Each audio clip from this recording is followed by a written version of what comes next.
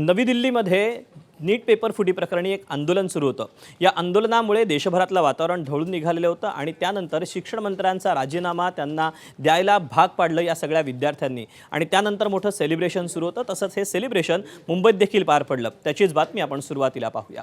धर्मेंद्र प्रधानांनी शिक्षण मंत्री पदाचा राजीनामा दिला आणि विद्यार्थ्यांनी दिल्लीतलं आंदोलन मागे घेतलं। पण त्या मिनिटापासून देशातील तरुणांनी जे सेलिब्रेशन सुरू केलं त्याचाच एक अंक मुंबईतही दिसला।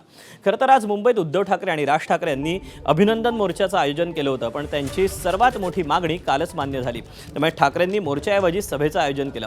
सकाळी 10ची वेळ ठरली, पण जेनझी सकाळी 8 वाजता शिवाजी पार्कात पोहोचली। तरुणांमध्ये कमालीचा उत्साह होता।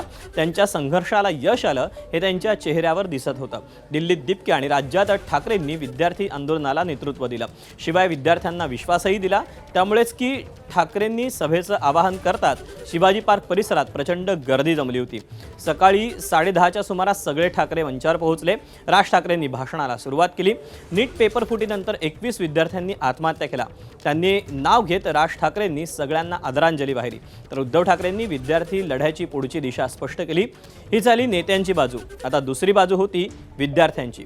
विद्यार्थी आंदोलनाच्या यशाचं सेलिब्रेशन करण्यासाठी हजारो जेनझी शिवाजी पार्क परिसरात जमा झाले होते।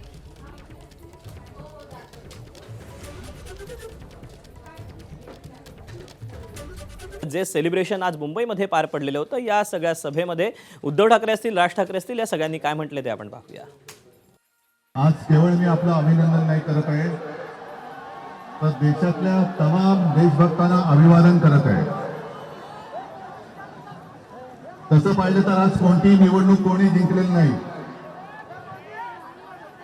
पण अंधभक्तांच्या विरुद्ध देशभक्त जिंकलेले आहेत।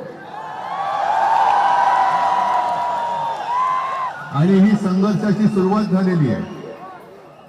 हा संघर्ष भाजप विरुद्ध भारत असा हा संघर्ष आहे की एका झुरळाने हुकुमशहाला नमवलेलं आहे। मुंबईच्या सर्व पोलिसांचे मी आभार मानतो की त्यांनी अत्यंत उत्तम सहकार्य केलं।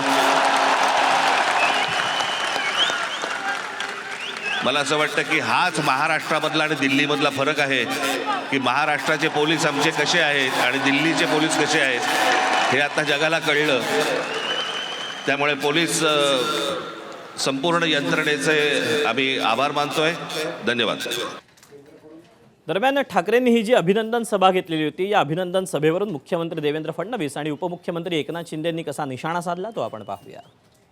त्याला काही हरकत नाही, त्यांना सेलिब्रेशन करता काहीतरी कारण मिळालं याचा मला आनंद आहे आणि आम्ही देखील आनंदी आहोत। शेवटी अशा प्रकारचे जे प्रश्न असतात हे कुठल्या व्यक्तीचे कुठल्या पक्षाचे प्रश्न नसतात, तर हे तरुणाईला भेडसावणारे प्रश्न आहेत। त्यामुळे त्या संदर्भात मोदीजींनी संवेदनशीलता दाखवत जे काही निर्णय केलेले आहेत। आता आग लागलेली आहे, विझून देऊ नका, हे काय आहे?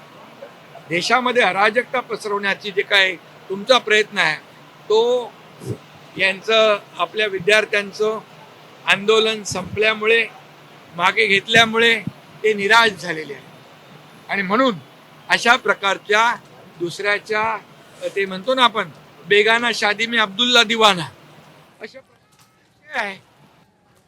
दरम्यान याच सभेतून राज ठाकरेंनी सत्ताधाऱ्यांवर देखील निशाणा साधला। हा निशाणा साधताना राज ठाकरे काय म्हणाले तेही पाहूया।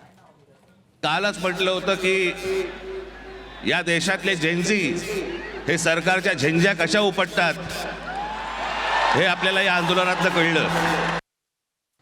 असं ज्यांचं अस्तित्व आता संपलेलं आहे ती लढाई त्यासाठी त्यांची उद्धव ठाकरे बोलतो त्यापेक्षा काय वेगळं जनतेने त्याला महाराष्ट्रात नाकारलं, मुंबईत नाकारलं। मला वाटतं त्यांच्या ज्या लोकांना उपटलेल्या बोलून त्यांनी काय आमच्या त्यांनी त्याच्या दोन्ही माझ्यासोबत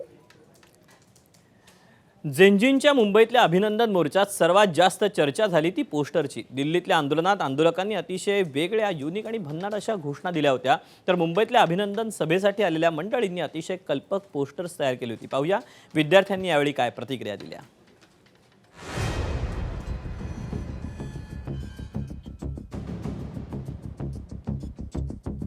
कल्पक, खुमासदार, टीका करणारी, काहीसे मार्मिक आणि काही सडेतोड। ठाकरेंनी आयोजित केलेल्या मुंबईतल्या आजच्या मोर्चात युवा आंदोलकांच्या हातातले हे बॅनर्स लक्षवेधी ठरले। दिल्लीतील जंतर मंतरवरील विद्यार्थी आंदोलनाच्या यशाचं मुंबईत ठाकरेंची शिवसेना आणि मनसेनं जबरदस्त सेलिब्रेशन केलं.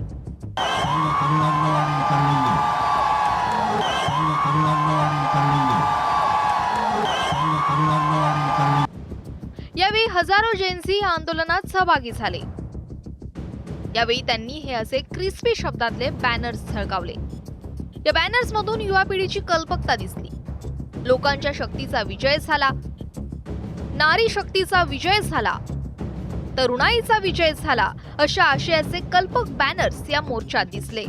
दोन्ही ठाकरे बंधूंचं पोस्टर आहे, हे काय सांगतायत? दिल्लीच्या नंतर सगळ्यात मोठा कोणता प्रोटेस्ट झाला असेल तो महाराष्ट्रामध्ये झाला आहे. सगळ्यात आणि या मोठा प्रोटेस्टला वेग देणारे श्री उद्धव बाळासाहेब ठाकरे आणि राजसाहेब ठाकरे आहेत या महाराष्ट्रात आणि मुंबईमध्ये. सो बेसिकली ये जो भी हुआ है और वो इतना नेसेसरी था हमारी यूथ के लिए, हमारे लिए, क्योंकि गवर्नमेंट अकाउंटेबिलिटी होल्ड नहीं कर रही थी किसी भी चीज़ पे, ना किसान प्रोटेस्ट के टाइम, ना उससे पहले, ना अग्निवीर के टाइम, किसी के टाइम भी नहीं. और बच्चों ने वो कर लिया जो किसान भी नहीं कर पाए थे, बहुत टाइम लग गया था उनको भी, और हर किसी की मेहनत है. ऐसे ही मतलब कुछ जो दिल्ली के बच्चों को मारा गया है वही रिप्रेजेंट करना चाहता हूँ. और मैं तो ये आज खुश नहीं हूँ. धर्मेंद्र प्रधान ने रिजाइन कर दिया लेकिन दूसरा धर्मेंद्र आया है. मैं चाहता हूँ बीजेपी को हटाओ. असली जो जड़ है, जो रूट है वो बीजेपी है.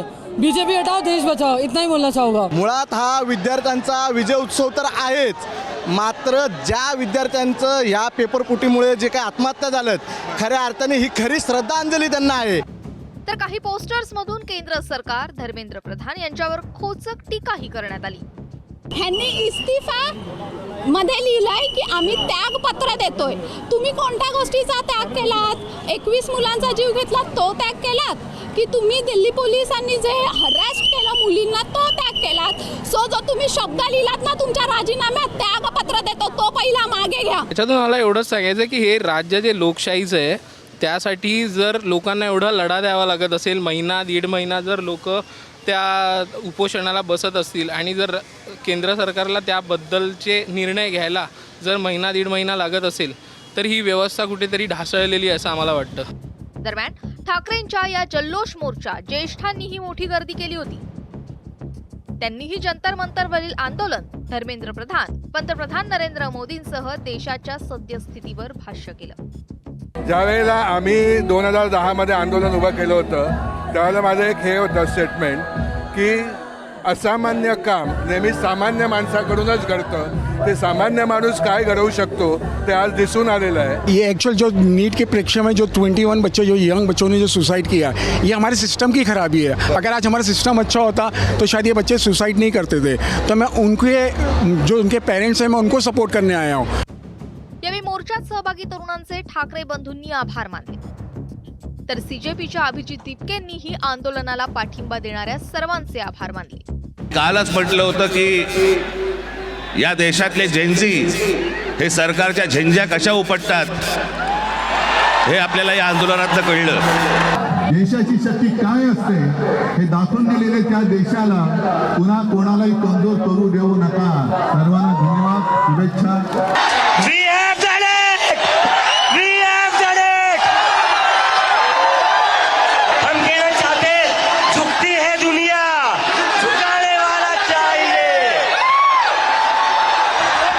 मुंबईतल्या या मोर्चात ना कोणत्या पक्षाचे झेंडे दिसले ना कोणत्याही पक्षाची नारेबाजी. इथे दिसला तो तरुणाईचा उत्साह आणि जेन्झींची digital creativity. Bureau report, ABP Majha. आणि यानंतर वळूया पुढच्या बातमीकडे. ज्या पद्धतीनं मुंबईमध्ये हे सेलिब्रेशन झालेलं होतं असंच सेलिब्रेशन राज्यभर देखील पाहायला मिळालं. नाशिकमधलं येवला असेल, अहिल्यानगर असेल, पुणे असेल, अशा विविध ठिकाणी या सगळ्या विद्यार्थ्यांनी आणि राजकीय पक्षांनी हे मोठं आंदोलनाला जे यश मिळालेलं आहे त्याबाबत सेलिब्रेशन केलेलं होतं. नाशिकच्या येवल्यामध्ये शिवसेना आणि मनसेच्या कार्यकर्त्यांनी एकत्र येऊन फटाक्यांची आतषबाजी केली आणि कार्यकर्त्यांनी जोरदार घोषणाबाजी केली. अहिल्यानगरच्या वाडिया पार्कमध्ये विद्यार्थ्यांकडून कृतज्ञता उत्सव साजरा करण्यात आला. तर धुळे शहरात विद्यार्थ्यांकडून भव्य तिरंगा रॅली काढण्यात आली. 600 मीटरचा तिरंगा हातात घेऊन हे विद्यार्थी सगळे रॅलीमध्ये सहभागी झाले होते. तिकडे संभाजीनगरमध्ये ठाकरेंच्या शिवसेनेचे नेते अंबादास दानवेंच्या उपस्थितीत विजयी तिरंगी मार्च काढण्यात आला. तर पुणे विद्यापीठातही जल्लोष करण्यात आला. यावेळी विद्यार्थ्यांसह पवारांच्या राष्ट्रवादीचे आमदार रोहित पवार देखील या आंदोलनामध्ये सहभागी या उत्सवामध्ये सहभागी झालेले होते.